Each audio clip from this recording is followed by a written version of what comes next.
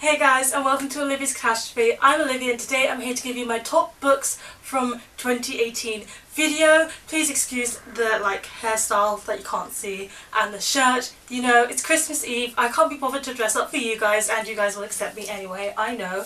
So in this video I'm going to be talking about my favourite reads of 2018. I read 128 books this year, which is the most I've ever read in a year before, and although it is the 24th, I am intentionally not reading for the rest of the year because I'm trying to enjoy time with family, and I've read so much in the month of November. You should definitely check out that wrap out, like 30 books, that I just can't face reading more. But I did read 6 books this month. But anyway, let's get down to my favourites. Past Olivia is going to come in and talk about my favourites, the books that I own in England, and I'm going to talk about the ones that are here in the Netherlands that I enjoyed as well.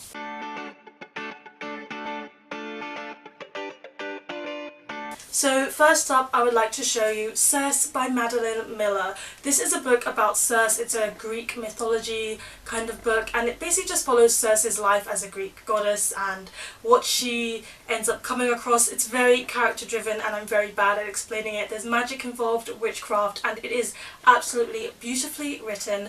I just went on such a journey when I was reading this one. Also, I was literally going on a journey. I was taking like 18 hours in the bus to get from England to here. Don't ask why, but it was just such a good read and definitely one of my top favourites from this year. And then next up, there's Children of Blood and Bone by Tomi Adeyemi. There's like no other book that I could mention. Like, I could not mention this one. It's Tomi Adeyemi's debut novel, and it's a fantasy book which follows Zélie. I don't know how you pronounce her name. Zélie, and she is a girl who has watched her mother been killed in front of her, and she lives in this world where a king has instilled itself and banned all of magic practices in the country, and the Orisha are people who had magic, so now they are not empowered. They are the minority and they're really being put down. There is a scroll and some items involved, which means that magic might be able to make a comeback into the country, but for that to happen, Zélie needs to be in a certain time and a certain place and needs to do some very certain things. Along the way there are people who are trying to stop her, and she comes in contact with these other characters, also some who happen to be the children of the king, and loads of things are just discussed and unpacked in this one, because although it is your typical fantasy novel with a brilliant fantasy storyline, there are themes of colonization, discrimination, racism, like history, religion. There's so many underlying themes that are just handled so well, and it was just so brilliant to see myself represented in a fantasy book by an own voice as author.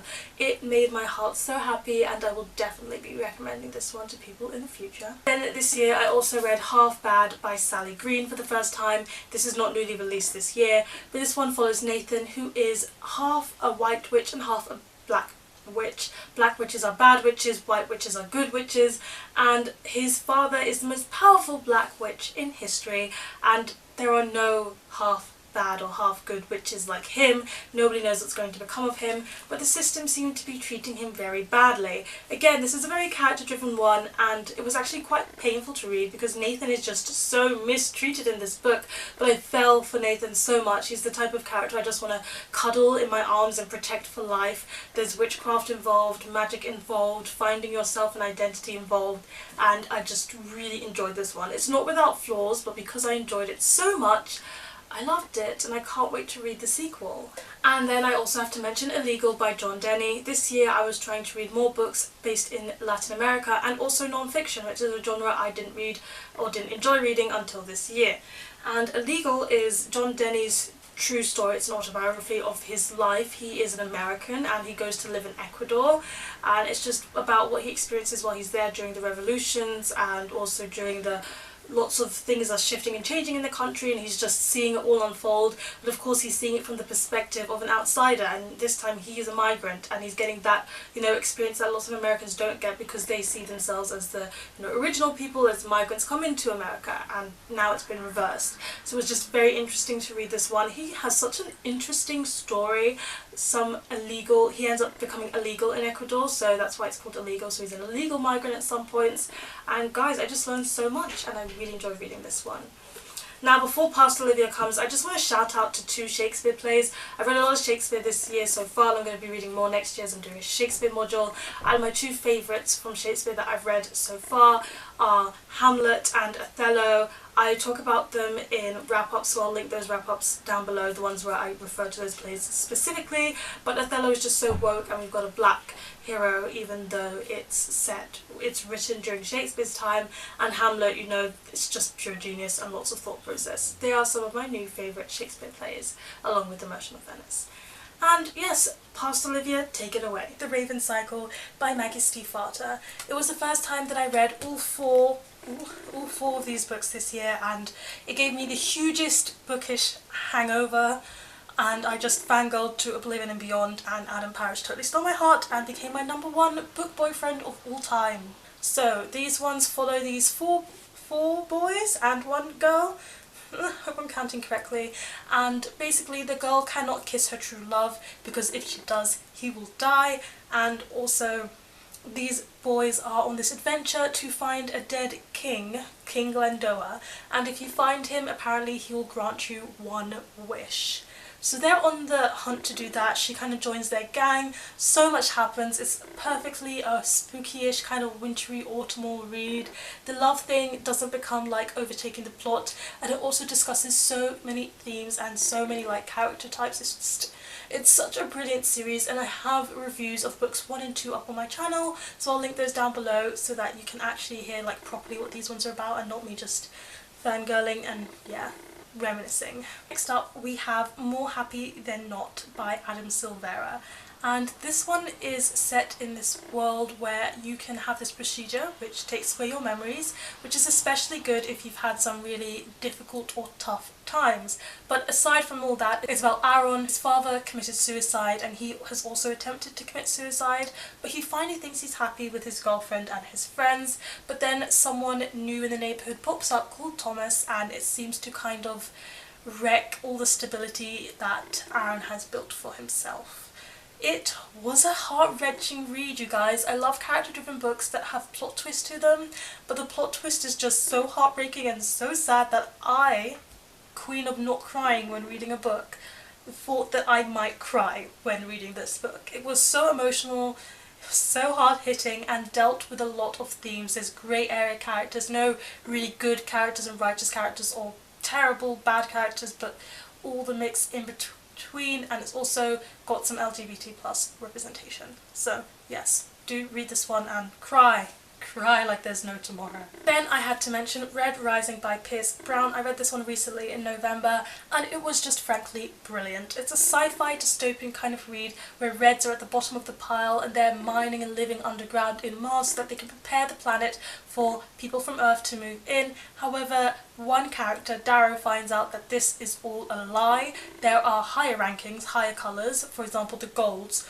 who have already inhabited Mars and they already live there, but they need slaves who can just dig around underground so that they can supply the resources needed for the Golds who live, you know, in the upper world and the Pinks and all that. So the Reds are basically just slaves, and he is going to break them from the inside. However, to do that he has to go through this very terrible initiation, and that's kind of what this book is about. The initiation is basically, as I've been describing it, a Hunger Games, but then 110% better and different situation, but like similar to the Hunger Games. I absolutely love this book. I loved the characters in particular, especially Mustang and Severo and Rook, and I just thought it was very, very well written. The beginning is a bit difficult to get through because they throw a lot of scientific terminology at you, but once you've got past that point, it is a brilliant book and you are going to be mind blown. And we have Rapstick by Laura Thalassa, and this one is a new adult fantasy novel where it's kind of like A Call of Mist and Fury, but then better, because you've got the Fey world, which is other, and then you've got the human world, and our main character is a siren kind of human. So she's human for the most part, but then when she sings she activates the siren and you have to do what the siren says.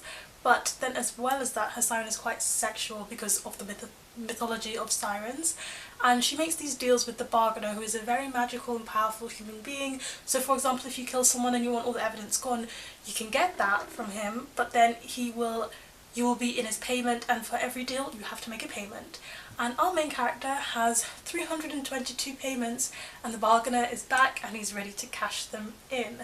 So you get to see how she got so many deals made and why, and then also there's a whole plot thing going on, and the romance is steamy and hot and wonderful. But it's also got a brilliant theme about being a sexual assault survivor and just recovering and living your life after that. We've got Ariel by Sylvia Plath, and I don't think anyone's surprised, even though she's been my favourite poet forever and I've read so many poems from this collection. This is the first time I read the collection in completion because I finally found an edition that I wanted to buy because I wanted to have a nice one for this because I love it so much. And in March when I read this, I went through and annotated every single poem. Sylvia Plath writes such beautiful but also tragic poetry. It's raw emotion, but it's art, it's beautiful art as well, and it's just, I don't really have words for how deep her poetry is and how amazing, so I just say that everybody should read this poetry collection, and that's that.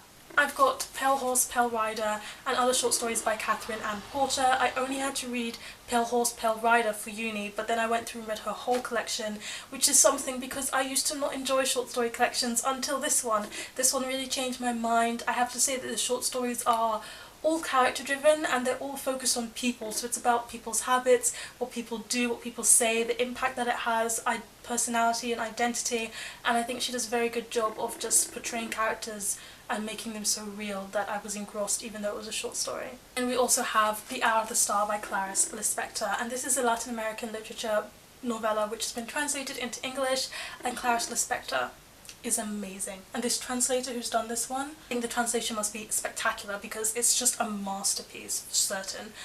It's about this girl who is really, really poor. She's very poor in Brazil, but she just wants to be happy and make the most out of her life, but she's so poor that she doesn't even get to tell this story.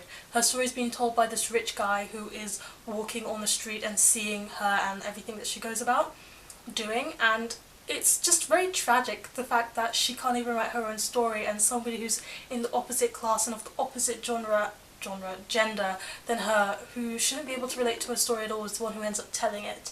And I feel like if you want to analyse this one, there's so much you can analyse. The narrative layers, I wrote an essay on it by the way, and the narrative layers, the themes, the poverty, the hope, the happiness, the pain, the ending. So yes, it's a quick read because it's a novella, but it's going to be very hard hitting.